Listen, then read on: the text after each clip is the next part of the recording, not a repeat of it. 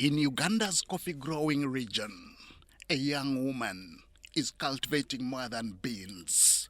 She is nurturing a vision. Born in China and raised in Uganda, she developed a deep connection to the land and its produce. Uganda has very fertile lands where we can grow a lot of different crops, and it basically would be very, very impactful if we can find a way to industrialize growing coffee, but at a household level, rather than making gigantic farms where they're owned by large corporations. Currently studying in Switzerland, she is actively promoting Ugandan coffee across Europe. As coffee consumption is not a huge thing, we don't drink a lot of coffee here. And so if we can find a way to encourage farmers to grow this coffee, and we can maybe increase exports and encourage farmers to be paid fairly for the amount of coffee that they're growing, we can increase basically and benefit the economies of single farmers rather than large conglomerates and large farms. There are a lot of different plants here. Her efforts have drawn attention. In a capacity, Ms. Zhong Manke shall serve as my youth coffee promotion ambassador, responsible for 1.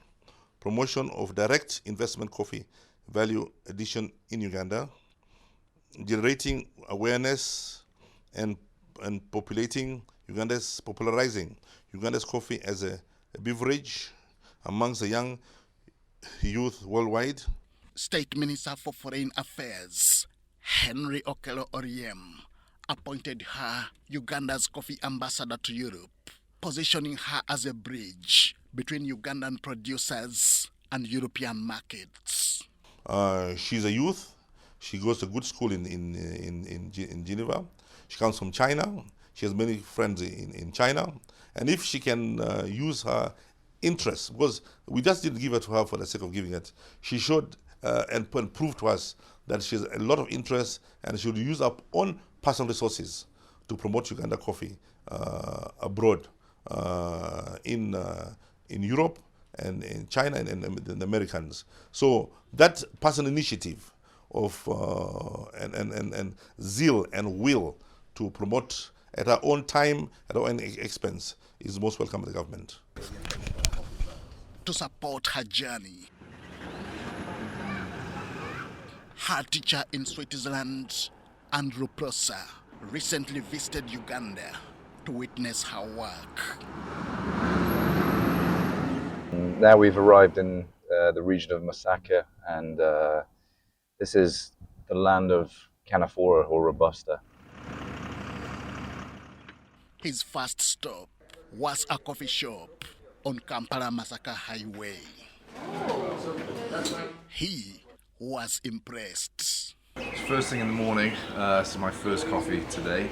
We've been on the road for a couple of hours and we stopped off at this nice little cafe, and to my surprise, in the middle of nowhere, we're actually I'm drinking a double espresso now, and it's actually rather good.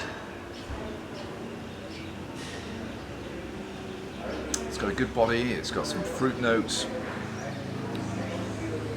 quite juicy, and then a really nice caramel finish as well. So yeah, it's got some interesting flavour notes to this. And for first coffee of the day, on the side of a busy road, yeah, I'm pretty impressed with that. At Lukaya Coffee Plantation, he admired her commitment. Her dedication to quality and sustainability stood out. It's very easy for us to go and buy a cup of coffee, but to see people in the field working the plantations, working on the areas where coffee's grown, that's where hard work, a lot of hard work is involved. And I want people to understand the amount of effort that is required to grow good quality coffee. They can learn many things from Coco's experience here. They can see the work that she's put into the plantation. We can see the effort that is required, and they can learn from Coco that it's not just a case of planting trees, picking cherries, processing, roasting and serving. There's a lot more in the background. There's people that need to be managing the farm. Her journey is rooted in family support. Her father, Zhong Manke, lives in Uganda and has played a key role in establishing and running the farm, blending traditional methods with modern innovations. And this is just beginning.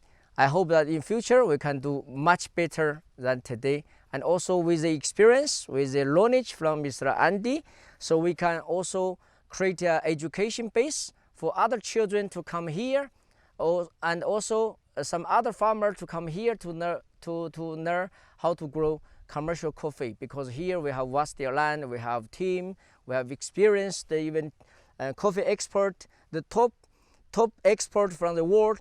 They will quite often to come and guiding us. I hope that in future we can do something better. Uganda's presence at international events reflects its commitment to showcasing coffee on the global stage. This was also noted by Andrew Prosser on arrival. So we want to make sure we use the same amount every time. But that depends on the size of the bowls as well, or the cups. He visited the Coffee Development Department under the Ministry of Agriculture, Animal Industry and Fisheries.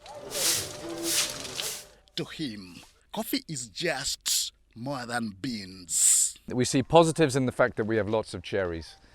We also see negatives, that we see some signs of disease as well. And these are the issues that face coffee farmers all around the world. And that's no different to here in Uganda.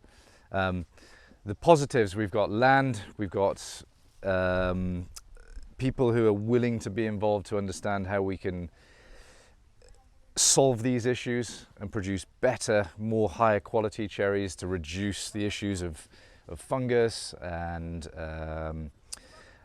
also pests that are attracted to some of these trees and cherries. I think coffee is a good business because you can start it in your own garden. You could just plant a small tree, and later on in life you can sell the coffee to big businesses, and then later you can expand your farm, where coffee is a good money-making business because lots of people in life need coffee. It's very appreciated and lots of people like drinking coffee. We keep the material. You're cutting them separately. As Uganda works to boost coffee exports, ambassadors like Zhong Manke play a vital role connecting local producers with global consumers and ensuring Uganda's rich coffee flavors are appreciated worldwide. Henry Okrut, UBC.